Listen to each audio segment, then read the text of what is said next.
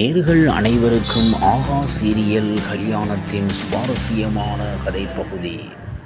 இந்த நிலையில் இன்று வெளியான பிரேமாவில் ஐஸ்வர்யா ஃபோனுக்கு ஒரு ஃபோன் கால் வருகிறது. அதையடுத்து மகா பேச, அப்போது நீ கர்ப்பம் என்று பொய் சொன்னதால் தான் கர்ப்பம் என்று சொன்னேன் என்று எதிர்முனையில் ஒரு நபர் பேச, அதை கேட்டு மகா அதிர்ச்சி அடைகிறார். அதோடு அக்கா கர்ப்பமாக இல்லை என்று தெரிந்ததால் சூர்யா வாழ்க்கை முழுக்க என் கூட பேச மாட்டார், நான் என்ன பண்ணுவேன் என்று யோசிக்கிறார்.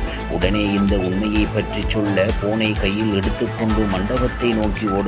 அங்கு அவருடைய அம்மாவிடம் இது பற்றி சொல்ல முயற்சி செய்கிறார். அதே நேரத்தில் கௌதம் ஐஸ்வர்யா கழுத்தில் தாலி கட்டப் போவது போன்ற பிரேமோ முடிவடைந்து இருக்கிறது. இந்த நிலையில் இனி என்ன நடக்கப் போகிறது என்ற எதிர்பார்ப்பு அதிகரித்து இருக்கிறது. டிஆர்பியில் முன்னணி இடத்தை பிடித்து வருகிறது.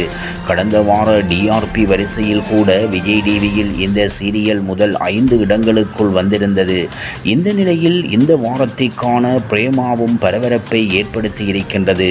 அதே நேரத்தில் ஆகா கல்யாணம் சீரியலில் அக்காவுக்கு ஐஸ்வர்யா பார்த்த மாப்பிள்ளை சூர்யா. கடைசி நேரத்தில் கௌதம் சூழ்ச்சியால் ஐஸ்வர்யா வீட்டை விட்டு வெளியேறி இருந்ததால் மகா தங்கை சூர்யாவை கல்யாணம் செய்ய வேண்டிய நிலைமை வந்தது. திருமணத்தில் பல ஏமாற்றங்கள் இருந்ததால் சூர்யா மகாவை வெறுத்து ஒதுக்கி வருகிறார்.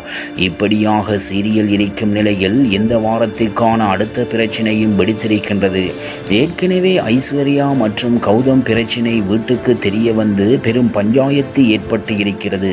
அதிலிருந்து பல போராட்டத்துக்கு பிறகுதான் இவர்கள் இருவருக்கும் திருமணம் செய்து வைப்பதற்காக குடும்பத்தினர் முடிவு செய்து இருக்கின்றனர். அதுவும் ஐஸ்வர்யா கர்ப்பமாக இருப்பதாக மொத்த குடும்பத்தை ஏமாற்றி இருப்பதால் அதை நம்பித்தான் சூர்யா. ஏற்கனவே ஐஸ்வர்யா மற்றும் கௌதம் பிரச்சினை வீட்டுக்கு தெரிய வந்து பெரும் பஞ்சாயத்து ஏற்பட்டு இருக்கிறது. அதிலிருந்து பல போராட்டத்துக்கு பிறகுதான் இவர்கள் இருவருக்கும் திருமணம் செய்து வைப்பதற்காக குடும்பத்தினர் முடிவு செய்து இருக்கின்றனர். அதுவும் ஐஸ்வர்யா கர்ப்பமாக இருப்பதாக